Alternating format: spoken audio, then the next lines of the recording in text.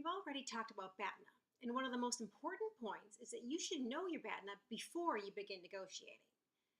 This points to the importance of planning in negotiations. Now, you probably already know this intuitively. If you want to buy a car, you have to find out what different kinds of cars cost and how much money you have. If you're looking for a full-time job, you probably already know how to use websites like Glassdoor to research typical industry salaries. Planning is more than just research, though. It also means choosing strategies for how you negotiate. For example, while I tell students you should negotiate your salary, there are a few exceptions. If you decide to join the military, for example, or some management training programs, there is usually a set salary that everyone receives. There is no point in trying to get a higher starting salary from a Marine Corps recruiter. Once you've made the decision to negotiate, the first strategy decision is whether you will approach this as a distributive or an integrative negotiation. Now, I only recommend you take a distributive win-lose, me versus you approach when you're making a one-time deal with someone you won't negotiate with again. So buying a car might fit that description, unless you're buying your uncle's used car.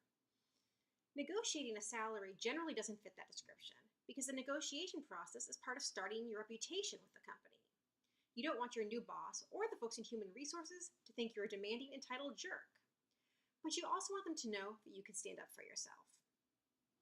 The other strategy decision you'll make after this depends on your BATNA and your other party. Research is important here. You of course know your own needs and wants, but you also want to understand what the other party wants. Let's say that I've made you a job offer. So you already know that I think you're a desirable job candidate.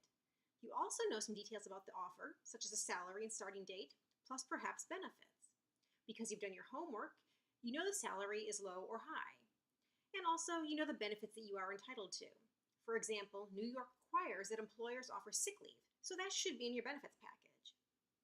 But there's still a lot you don't know. You don't know if I'm authorized to go higher if you ask. You don't know what the company's other employees in that role are making. You don't know if I will be willing to negotiate or if I'll refuse, and if I do negotiate, what my approach will be.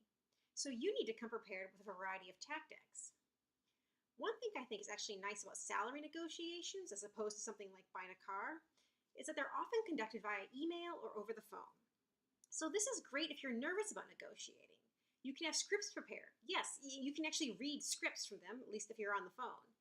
It takes some of the pressure off of you to come up with an appropriate response on the fly. So part of planning is thinking through various scenarios and planning how you might respond. The rest of the videos for this chapter will walk you through some of those strategies and tactics.